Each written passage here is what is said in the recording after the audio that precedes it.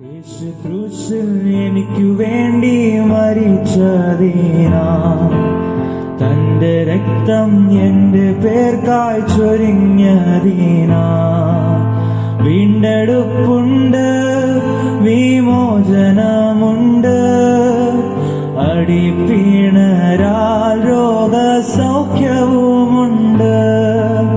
വീണ്ടെടുപ്പുണ്ട്, വിമോചനമുണ്ട്, അടിപ്പിണരാൽ രോഗസൗഖ്യവുമുണ്ട്. സുഭാഷിതം.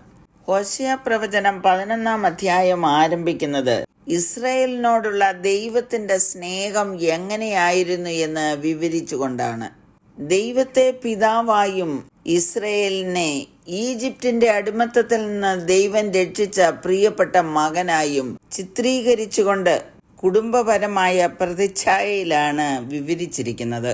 1-ാം വാക്യത്തിൽ, ഇസ്രായേൽ ബാലനായിരുന്നപ്പോൾ ഞാൻ അവനെ സ്നേഹിച്ചു, മിസ്രൈമിൽ നിന്ന് ഞാൻ എൻ്റെ മകനെ വിളിച്ചു. അനുസരണം കെട്ട മകനായിട്ടാണ് ഇസ്രായേൽ വളർന്നു വന്നതെന്ന് 2-ാം വാക്യത്തിൽ എഴുതിയിരിക്കുന്നു. അവരെ വിളിക്കുന്തോറും അവർ വിട്ടകന്നു പോയി ദൈവത്തിൽ നിന്നകന്ന് അന്യ ദൈവങ്ങളെ സേവിച്ചതായി അവിടെ പറഞ്ഞിരിക്കുന്നു. എന്നിട്ടും ദൈവം അവരെ ഉപേക്ഷിച്ചില്ല, വേണ്ട കരുതലുകൾ അവർക്ക് നൽകി. എന്നാൽ ജനത്തിന്റെ പ്രതികരണം എന്തായിരുന്നു എന്ന് 12-ാം വാക്യത്തിൽ എഴുതിയിരിക്കുന്നു. എഫ്രൈം കപടം കൊണ്ടും ഇസ്രായേൽ ഗൃഹം വഞ്ചന കൊണ്ടും എന്നെ ചുറ്റിക്കൊള്ളുന്നു.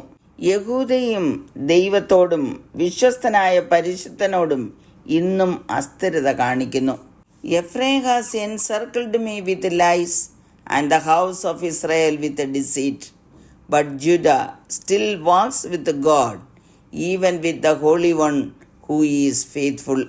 ഈ ചരിത്രം പ്രവാചകൻ നമ്മോട് പറയുന്നത് ഇന്നത്തെ മനുഷ്യകുലത്തിന്റെ അവസ്ഥ കൂടിയാകുന്നു.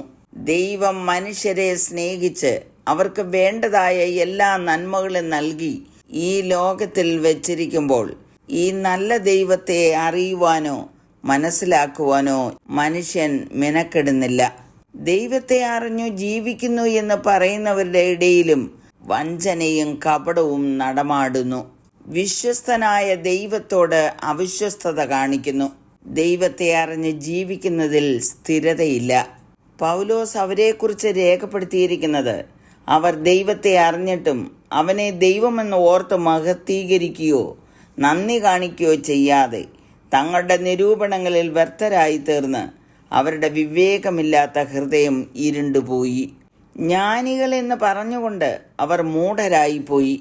അക്ഷയനായ ദൈവത്തിൻ്റെ തേജസ്സിനെ അവർ ക്ഷയമുള്ള മനുഷ്യൻ, പക്ഷി, നാൽക്കാലി, ഇഴജാതി എന്നിവയുടെ രൂപസാദൃശ്യമായി മാറ്റിക്കളഞ്ഞു. ദൈവത്തിന്റെ സത്യം അവർ വ്യാജമാക്കി മാറ്റിക്കളഞ്ഞു. സൃഷ്ടിച്ചവനേക്കാൾ സൃഷ്ടിയെ ഭജിച്ച് ആരാധിച്ചു. ഈ ജനം നശിച്ചു പോകാതിരിക്കേണ്ടതിന് അവരെ വീണ്ടെടുക്കുന്നതിനായി ദൈവം തന്റെ ഏകജാതനായ പുത്രനെ ലോകത്തിലേക്ക് അയച്ചു. യോഹന്നാൻ 3:16 പറഞ്ഞിരിക്കുന്നത്, തന്റെ ഏകജാതനായ പുത്രനിൽ വിശ്വസിക്കുന്ന ഏവനും നശിച്ചു പോകാതെ നിത്യജീവൻ പ്രാപിക്കേണ്ടതിന് ദൈവം അവനെ നൽകുവാൻ തക്കവണ്ണം ലോകത്തെ സ്നേഹിച്ചു. പാപത്തിൽ ജീവിച്ച ഇസ്രായേൽ ജനത്തിന് ന്യായവിധിയിലൂടെ കടന്നു പോകേണ്ടി വന്നു എന്ന് ചരിത്രം പഠിപ്പിക്കുന്നു. ഒരിക്കൽ മരിക്കുകയും പിന്നെ ന്യായവിധിയും മനുഷ്യനെ നിയമിച്ചിരിക്കുകയാണ്. ദൈവം തന്റെ പുത്രനെ ലോകത്തിൽ അയച്ചത് ലോകത്തെ വിധിപ്പാനല്ല, ലോകം അവനാൽ രക്ഷിക്കപ്പെടുവാനത്രേ. യോഹന്നാൻ 3:18 പറഞ്ഞിരിക്കുന്നത്, അവനിൽ വിശ്വസിക്കുന്നവന് ന്യായവിധിയില്ല. വിശ്വസിക്കാത്തവന് ദൈവത്തിന്റെ ഏകജാതനായ പുത്രന്റെ നാമത്തിൽ വിശ്വസിക്കായികയാൽ ന്യായവിധി വന്നു കഴിഞ്ഞു. എന്നെ കേൾക്കുന്ന എൻ്റെ പ്രിയപ്പെട്ടവരെ, ആരും നശിച്ചു പോകുവാൻ ദൈവം ആഗ്രഹിക്കുന്നില്ല. ഞാൻ ലോകത്തിന്റെ വെളിച്ചമാകുന്നു എന്ന് യേശു കർത്താവ് പറഞ്ഞു. ന്യായവിധി എന്നതോ, വെളിച്ചം ലോകത്തിൽ വന്നിട്ടും മനുഷ്യരുടെ പ്രവൃത്തി ദോഷമുള്ളതാകിയാൽ അവർ വെളിച്ചത്തെക്കാൾ ഇരുളിനെ സ്നേഹിച്ചത് തന്നെ. വെളിച്ചമായ ക്രിസ്തുവിൽ വിശ്വസിക്കാതെ ഇരുളിന്റെ പ്രവൃത്തികളിൽ മുഴുകി ജീവിക്കുന്ന എല്ലാവർക്കും ന്യായവിധി ഉണ്ടാകും.